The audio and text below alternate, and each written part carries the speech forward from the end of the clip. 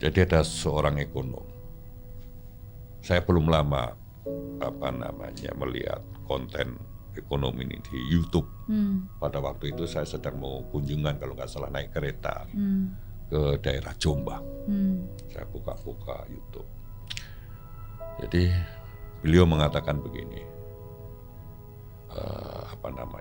semua sistem yang ada di dunia ini pernah dipakai di Indonesia. Dari mulai sosialisme, kapitalisme, yang bahkan yang otoritarian aja pernah. Sampai sekarang, kemarin-kemarin ini setelah reformasi kita sangat liberal. Jadi beliau ini mengatakan semua sistem itu sudah pernah kita pakai di Indonesia ini. Tetapi kenapa Indonesia ini tidak maju? Padahal negara lain menggunakan sistem ini maju, gitu loh. Tetapi kenapa? Kita nggak maju, bangsa kita nggak berkembang, gitu. Tiongkok itu merdeka tahun 49 ya, kita 45 kira-kira begitu. Mereka sangat maju, gitu. Nah, kenapa kita nggak maju? Jangan-jangan kita semua ini, baik pemimpinnya maupun rakyatnya itu tidak tahu siapa kita ini, gitu loh. Tidak tahu masyarakat, karakter kita itu seperti apa. Gitu.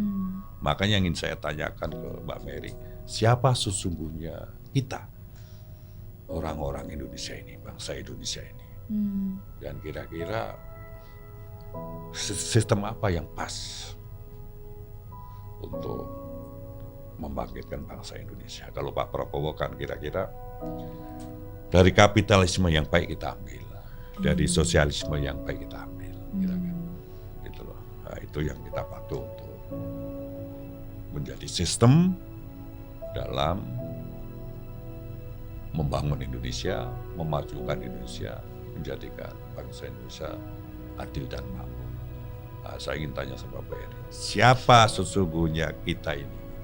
Wow, terima kasih buat pertanyaannya yang sangat berbeda dan sungguh luar biasa.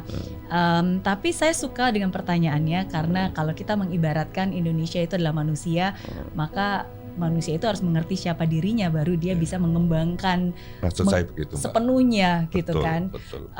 Citra diri itu penting, kita tahu identitas kita itu seperti apa, kita tahu potensi kita seperti apa. Dan kalau saya membayangkan Indonesia adalah manusia, ya menurut saya Indonesia itu memang unik, berbeda, seperti sosok manusia yang kaya, luar biasa. Kita diberkati Tuhan dengan alam yang begitu besar, dengan sumber daya alam yang juga sangat luar biasa.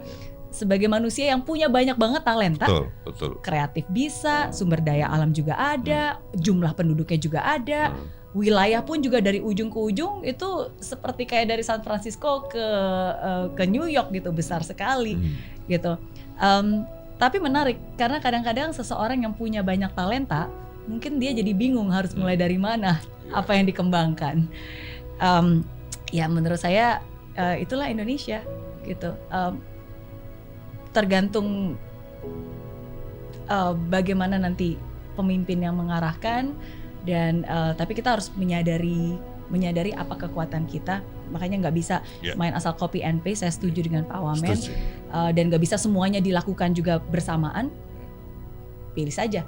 Kalau kita mau memfokuskan ke kreatif, Indonesia adalah orang-orang yang sangat kreatif. Sesungguhnya kayak Korea pun dari kreativitas bisa kok maju dan meningkatkan ekonomi. Kalau mau dilihat dari sumber daya alamnya pun juga bisa. Kalau sekarang dunia ngomongin tentang green economy, blue economy, Indonesia punya semuanya. Tapi ya harus difokuskan kita mau mulai dari mana gitu. Tapi satu lagi boleh? Apa? Kira-kira sistem yang cocok yang dipakai untuk membangun Indonesia, walaupun tidak mengcopy paste ya, itu lebih ke kapitalisme atau sosialisme atau apa menurut Mbak Mary? Waduh, mungkin saya bukan tipe orang yang punya kapasitas untuk memberikan komentar di dunia pemerintahan. Iya, tapi kalau kita melihat, menurut saya tetap harus terkontrol di pusat, karena bagaimanapun juga Indonesia itu negara yang besar, majemuk. Jangankan kota demi kota, satu kepulauan Jawa sama Sumatera sama Kalimantan sama Papua aja pasti berbeda gitu. Jadi pasti harus dari pusat. Tapi at the same times juga harus ada interdependent ya, bagaimana mereka juga bisa punya kebebasan untuk bisa mengelola sumber daya sendiri dan tematis gitu. Mereka setiap daerah harus tahu apa potensinya dan ya bisa punya punya kekuatan juga untuk bisa mengembangkan potensi itu gitu. Ya. Siap. Saya paham. Ya, tapi satu hal yang paling penting Pak Wamen, saya selalu bilang sebagai manusia, apapun keadaannya, memiliki citra diri positif itu hanya satu-satunya yang bisa membuat manusia itu bisa bertumbuh. Jadi nggak peduli apa kata orang, nggak peduli label apapun yang dunia tempelkan. Saya setuju. Dia harus tahu citra diri positif. Jadi citra diri positif terhadap Indonesia itu tetap harus selalu ada. Siap. Ya, terima kasih. Terima kasih. Pak Wamen sudah menjawab pertanyaan-pertanyaan saya. Terima kasih sudah jadi teman ngobrol juga. Sukses selalu. Terima kasih. Sehat selalu. Mari kita bersinergi, mari kita berkolaborasi, gotong royong untuk masa depan bangsa kita, kemajuan bangsa kita. Terima kasih. Sama-sama. Terima kasih Bapak. Sama-sama Bapak.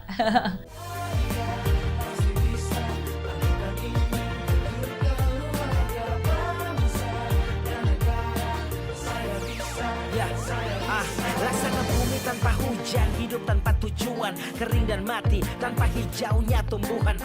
Demikian kalau mimpi tak kunjung terjadi.